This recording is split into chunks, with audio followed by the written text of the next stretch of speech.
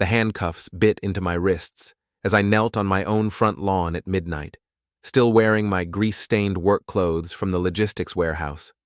Blue and red lights painted the neighbors' houses in strobing colors, while Detective Alvarez read me my rights for breaking and entering into my own damn house. Before we dive deeper into this story, I have one small request. Please subscribe, drop a like, comment, and hit that hype button to boost this channel so more people can discover these incredible Reddit stories. Graham, honey, I'm so sorry, Nora called from the porch, but her voice carried that fake sweetness she used when she wanted something. I thought you were an intruder. What she didn't think I could see was her phone, still glowing with an active FaceTime call. Lance's stupid face filled the screen, and I could hear him laughing even from 20 feet away. Babe, you should see his face right now. Lance wheezed between giggles. This is better than Netflix. Nora actually tilted the phone toward me so Lance could get a better view of his girlfriend's husband getting arrested. The woman I'd been married to for 18 years was live streaming my humiliation to her boyfriend like it was entertainment. Ma'am, are you certain this man was attempting to break in?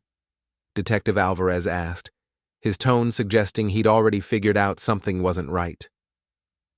Well, I heard noises in the yard and with all the break-ins lately. Nora trailed off, finally having the decency to end the call with Lance. I was just scared, you know? I'd been fixing my pickup truck in our driveway. The same pickup that sat 15 feet away with the hood still open and my toolbox scattered around it. The same pickup I'd been working on every night this week because we couldn't afford a real mechanic. The same pickup Nora had watched me work on from the kitchen window before she decided to call 911 for kicks. Officer, I said, keeping my voice level despite the rage building in my chest. I live here. That's my truck, those are my tools, and this is my house. My name's on the mortgage. Alvarez looked from me to Nora to the obvious evidence that I belonged exactly where I was.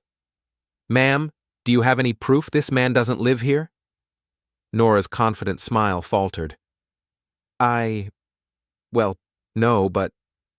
Because his driver's license shows this address, Alvarez continued, holding up my wallet. And these work clothes have a name tag that says Graham O'Neill, same name on the mailbox. The neighbors were starting to come out now. Mrs. Biggs from next door stood on her porch in her bathrobe, phone in hand, probably already posting about this on the neighborhood Facebook group. The Hendersons across the street watched from their window. By morning, everyone on Maple Street would know that Nora O'Neill had called the cops on her own husband as a prank. Look, detective, I said as he uncuffed me. My wife has a sense of humor that doesn't always land right. I'm sure she didn't mean any harm. But I was already planning. Nora had just crossed a line she couldn't uncross, and she had no idea what was coming. The body cam footage would be public record within 24 hours. The call logs showing her coordination with Lance would be subpoenaed within a week. And Lance's wife, Sarah, who had no idea her husband was cheating, would be very interested to learn about tonight's little show. As the police cars pulled away and the neighbors reluctantly went back inside, Nora tried to approach me with that same fake apologetic smile. Graham, baby, it was just a joke. You know I didn't mean... Go inside, Nora. I turned back to my truck, picking up the wrench I'd dropped when the cops tackled me. We'll talk tomorrow. She hesitated, maybe finally sensing that something had shifted between us tonight, something that couldn't be fixed with her usual manipulation and crocodile tears. Are you coming to bed? She asked. I'll be up in a minute. But I wouldn't be. I had phone calls to make and plans to set in motion. Nora wanted to play games? Fine. But she was about to learn that some games have consequences she never saw coming. I pulled out my phone and started with the police department's website. Body cam footage from tonight's incident, available for download by any involved party for legal purposes. Perfect. Then I opened our cell phone account. 18 years of marriage meant I had access to everything: call logs, text records, location data. Nora had been sloppy about covering her tracks with Lance, probably because she thought I was too stupid or too trusting to check. She was wrong on both counts. The call logs showed months of contact between Nora and Lance, often during hours when she claimed to be working late at the salon. Text messages I'd never seen, deleted from her phone but preserved by the carrier. Photos sent back and forth that made my stomach turn. But the real goldmine was tonight's call history. Nora had called Lance at 11:47 p.m., talked for 6 minutes, then immediately called 911 at 11:53. The coordination was right there in black and white. My phone buzzed with a text from my boxing coach, Marty. "Saw the cops at your place on the scanner. Everything okay?" I typed back, "Define okay, but yeah, I'm handling it." "Need to talk? Gym's open late." "Tomorrow. Got some research to do tonight." I spent the next 3 hours documenting everything. Screenshots of call logs, downloads of text records, copies of our joint bank account showing Nora's spending patterns, expensive dinners on nights she claimed to be working, hotel charges when she said she was visiting her sister, purchases at stores nowhere near her usual routes. The woman had been living a double life, and she'd been using our money to fund it. By 4 a.m., I had enough evidence to bury her in divorce court. But that felt too clean, too private. Nora had chosen to humiliate me publicly, in front of our neighbors, streamed live to her boyfriend for entertainment. She wanted a show? I'd give her a show. The next morning, Nora tried to pretend nothing had happened. She made coffee and toast like it was any other Wednesday, humming while she got ready for work at the salon. "You're up early," she said, noticing I was already dressed in my good jeans and button-down shirt instead of my usual work uniform. "Called in sick. Have some errands to run." She paused in applying her makeup. "What kind of errands?" "Legal stuff. Turns out filing a false police report is a misdemeanor in this state. Who knew?" The mascara wand froze halfway to her eyelashes. "Graham, you're not seriously going to make a big deal out of this? Nah, you already did that when you live-streamed it to your boyfriend." Her face went white. "I don't know what you're talking about." I held up my phone, showing the screenshot of Lance's contact info from our cell records. 347 calls in the last 6 months, Nora, some of them lasting over an hour. You want to explain what you and Lance from the salon talk about for an hour at a time? She set down the mascara with shaking hands. "Graham, I can explain." "I'm sure you can. You always were good with words." I pocketed my phone and headed for the door. "Don't wait up tonight, I'll probably be late." My first stop was the law office of Patricia Chen, the best divorce attorney in the county. Her receptionist tried to tell me she was booked solid for weeks, but I mentioned I had extensive documentation of adultery and fraud, and suddenly she had an opening. Patricia Chen was exactly what I needed: sharp, ruthless, and completely unimpressed by sob stories. She reviewed my evidence with the clinical precision of a surgeon. "This is very thorough, Mr. O'Neill. Your wife was careless. She thought I was stupid. That was her first mistake. Her second was creating such a clear paper trail." Patricia leaned back in her leather chair. "With this evidence, we can file for fault-based divorce citing adultery. In this state, that affects property division significantly. What about the false police report? Also actionable.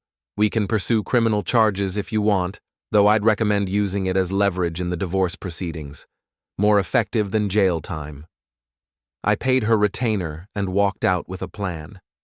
Nora would be served with divorce papers at the salon in front of her co-workers and customers. The same audience she'd tried to impress with her little prank would get to witness the consequences. But first, I had another stop to make. Lance Pritchard lived in a trendy apartment complex downtown, the kind of place that attracted young professionals who wanted to feel sophisticated.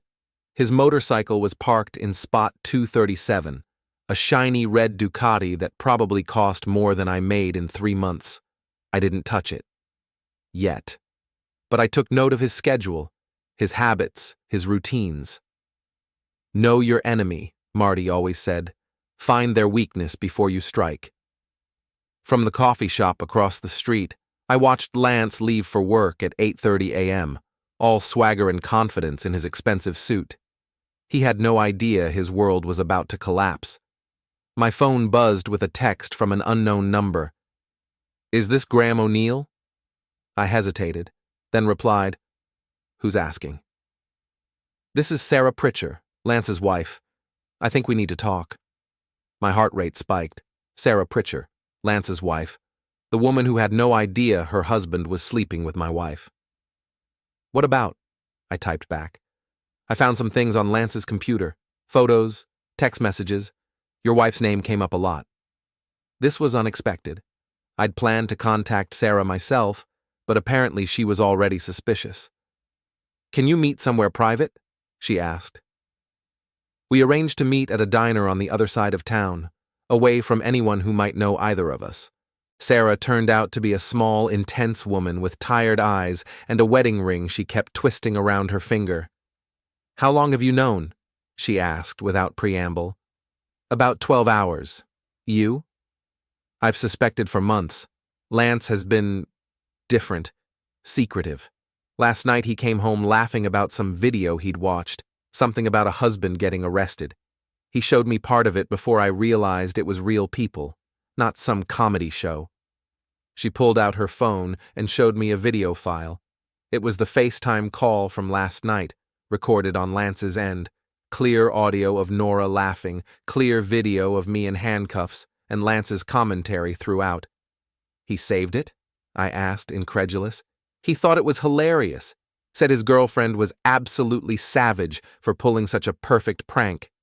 Sarah's voice was bitter. That's when I knew for sure. I showed her some of the evidence I'd gathered. Call logs, text messages, hotel receipts. She added her own discoveries. Credit card charges Lance couldn't explain, business trips that didn't match his work schedule, receipts for jewelry she'd never seen. What do you want to do about it? I asked. Sarah's smile was sharp as a knife. I want to destroy him, both of them, but I want to be smart about it. We spent 2 hours planning. Sarah was a forensic accountant, which meant she understood evidence and documentation better than most lawyers. She also had access to Lance's financial records, his computer, his phone backups. The key is coordination, she said. We hit them simultaneously, from multiple angles, so they can't warn each other or cover their tracks. By the time we parted ways, we had a timeline. Tomorrow, Nora would be served with divorce papers at the salon.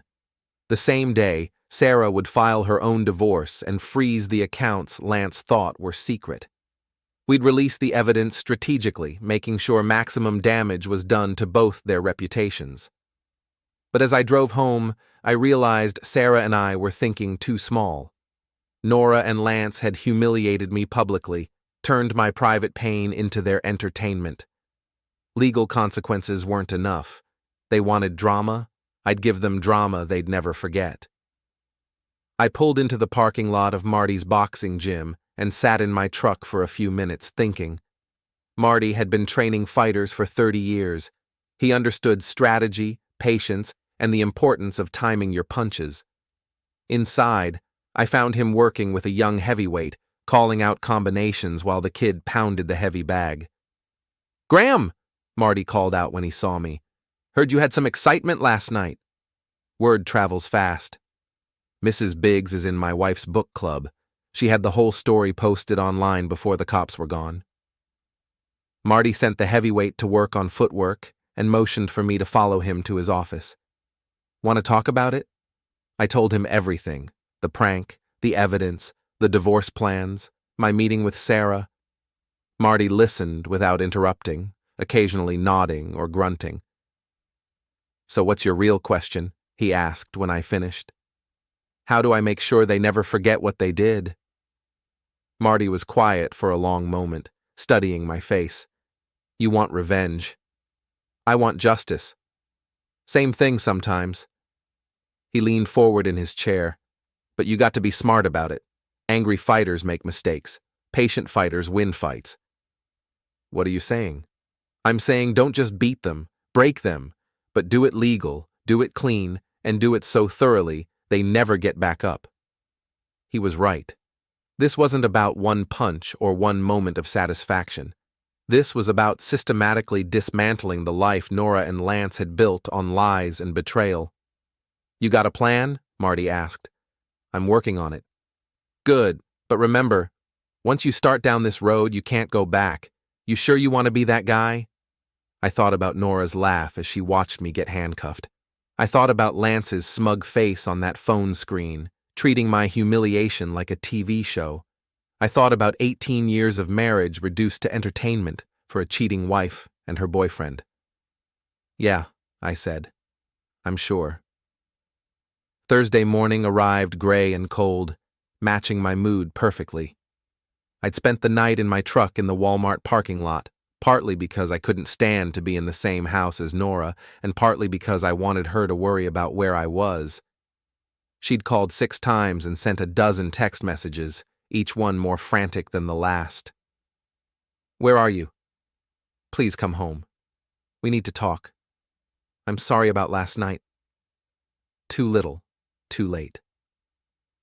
At 9 a.m. sharp, I was parked across from Elegant Nails and Beauty, the salon where Nora had worked for the past 5 years. Through the window, I could see her at her station, styling Mrs. Patterson's hair while chatting animatedly. Probably telling her version of last night's story, painting herself as the victim of a misunderstanding. At 9:15, Patricia Chen's process server walked through the front door. I couldn't hear what was said, but I didn't need to. Nora's face went from confused to shocked to horrified as she read the divorce papers. The salon went quiet, customers and staff all staring as Nora's hands shook so badly she dropped the papers. My phone rang. Nora's number. Graham, what the hell is this? Her voice was shrill, panicked. It's called consequences, Nora. You might want to read the whole thing before you call me back. You can't be serious over a stupid joke? Check page 4. The part about adultery and fraud. That's not about a joke. I hung up and drove to my next stop, Lance's workplace. Pritchard Marketing occupied the 3rd floor of a glass office building downtown.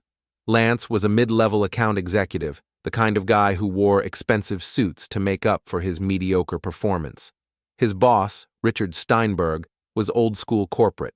Reputation and image meant everything. I'd called ahead and made an appointment under a fake name, claiming to need marketing services for my logistics company. Steinberg's secretary led me into a conference room where Lance was already waiting with a presentation folder and his practiced smile. Mr. Johnson, thanks for coming in today, Lance said, extending his hand. I think we can really help your company reach the next level. I didn't take his hand. Instead, I pulled out my phone and set it on the table. Actually, Lance, I'm not here about marketing. I'm Graham O'Neill, Nora's husband. The color drained from his face. What do you want? I want you to watch something. I pressed play on the video Sarah had given me, the recording of last night's FaceTime call. Lance's own voice filled the conference room, laughing about my arrest, calling Nora savage for her prank. Turn it off, Lance whispered. Why? You thought it was hilarious last night. I turned up the volume. Listen to that laugh. You really enjoyed watching a married man get arrested on his own property, didn't you? Look, Graham, I can explain. Explain what? That you've been sleeping with my wife for 6 months? That you encouraged her to humiliate me for your entertainment? That you recorded it like some kind of trophy? Lance glanced toward the door, probably hoping his boss hadn't heard anything. But Richard Steinberg was already standing in the doorway, having heard enough. Lance, my office, now. Steinberg's voice was ice cold. Mr. O'Neill, I apologize for my employee's conduct. This is not how we do business here. As Lance scrambled to follow his boss, I called after him. Oh, and Lance? Your wife Sarah says hello. She's filing for divorce today, too. Apparently, she's been tracking your credit card receipts. The look of pure terror on his face was worth every sleepless hour I'd spent planning this moment. My phone was buzzing constantly now. Nora, Lance, numbers I didn't recognize. I ignored them all and drove to the salon for round 2. The parking lot was chaos. Nora stood outside the building, still in her work smock, crying and gesticulating wildly while talking to someone on her phone. Several customers had left, and I could see staff members watching through the windows. I parked right in front and got out slowly, making sure everyone could see me. "Graham!" Nora ran toward me, mascara streaked down her cheeks. "Please, we need to talk. This is insane." "You're right. It is insane." I kept my voice calm, reasonable. "It's insane that you thought there wouldn't be consequences for what you did. It was a prank, a stupid prank." "No, Nora. The prank was calling the cops. The real problem is Lance. The real problem is 6 months of lying, cheating, and stealing from our marriage to fund your affair." She looked around frantically, realizing that our conversation was being overheard by everyone in the parking lot. Mrs. Patterson stood by her car, phone out, probably recording everything. "Can we please go somewhere private?" Nora begged. "Why? You didn't want privacy last night when you were streaming my arrest to your boyfriend. You made this public, Nora. Now it stays public." Sal Martinelli, the salon owner, came outside looking harried and angry. "Nora, I need to talk to you." "Not now, Sal." "Yes, now. Inside. Both of you." In Sal's office, the conversation was brief and brutal.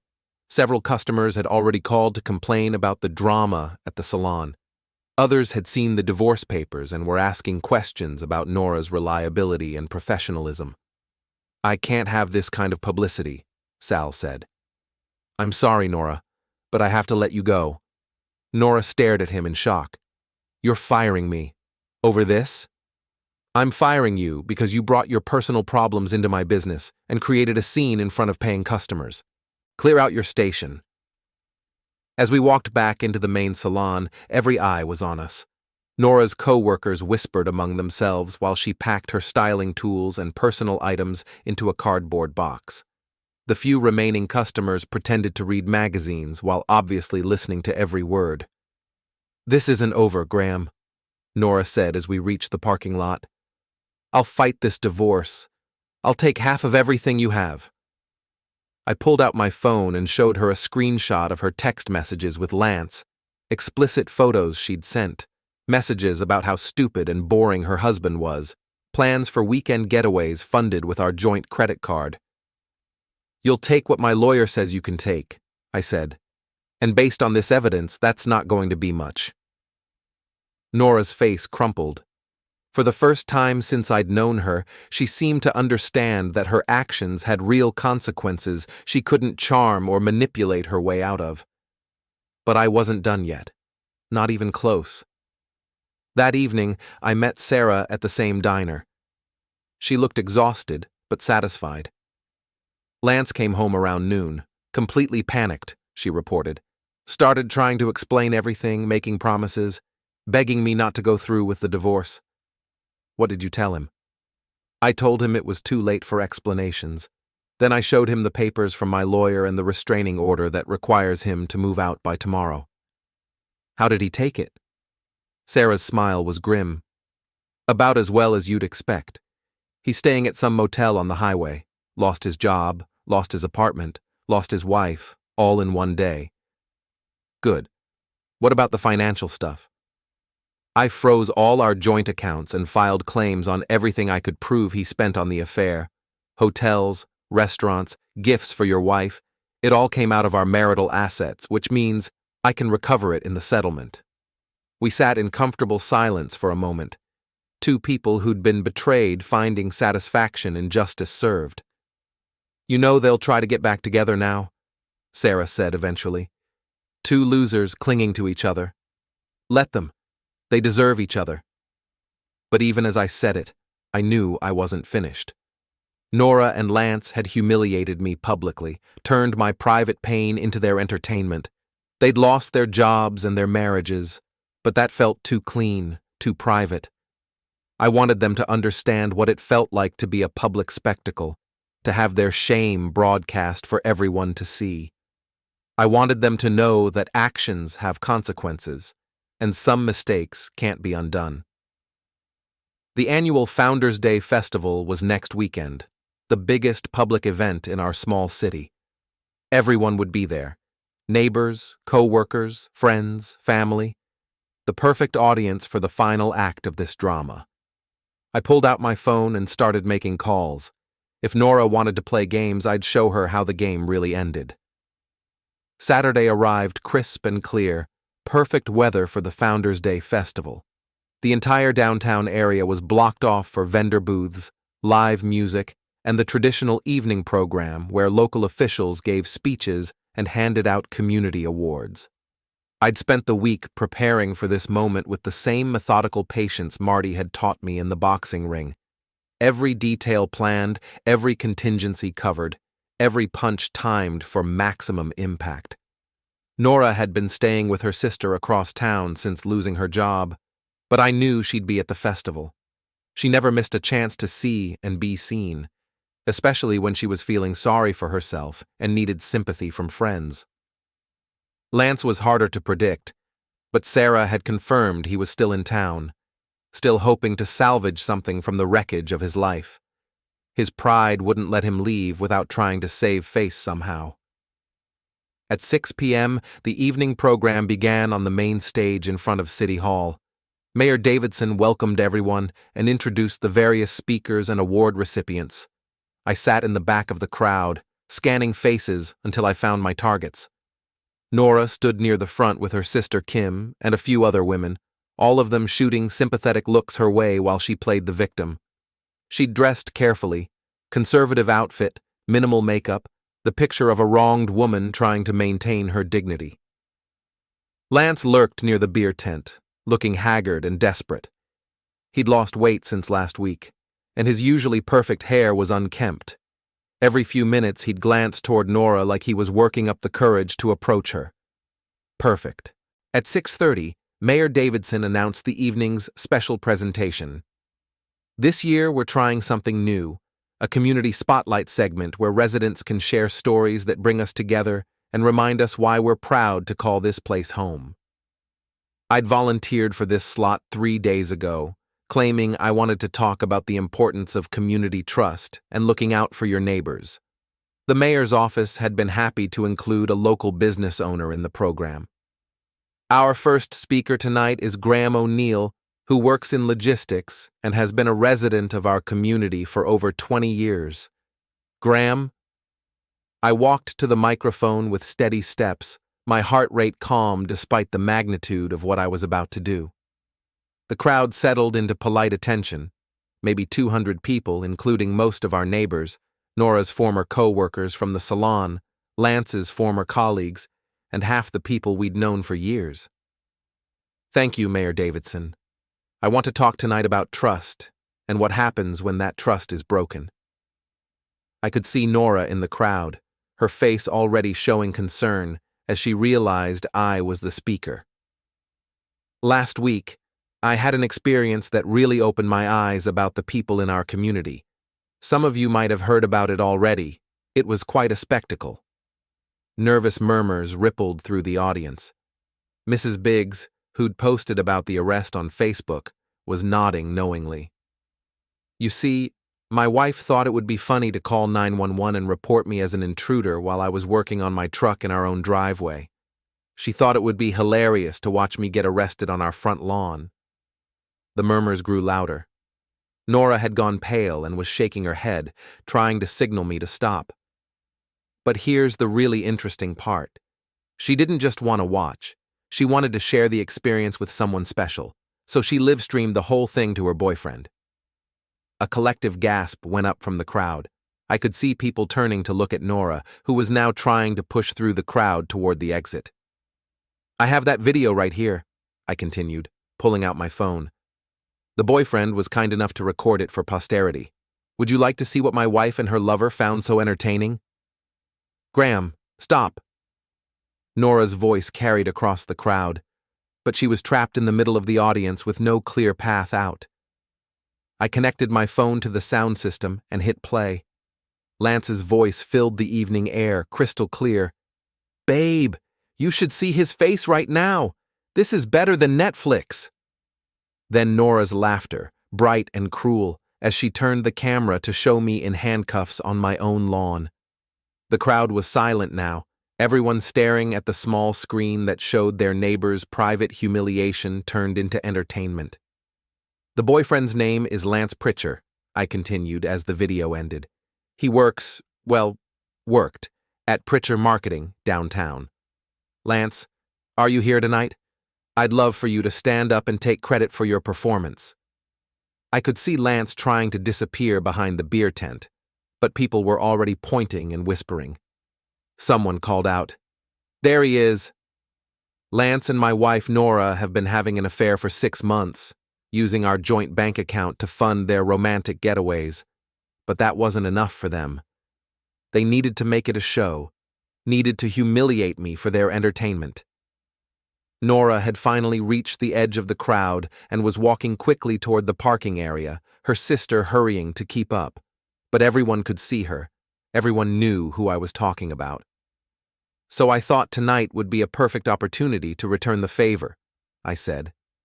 "After all, if my private humiliation was entertaining enough to live stream, surely their public exposure is worth sharing too." I pulled up the next video on my phone, security footage from the hotel where Nora and Lance had spent their romantic weekends, kissing in the lobby, groping each other in the elevator. "This is from the Marriott downtown 3 weeks ago. My wife told me she was visiting her sick aunt that weekend."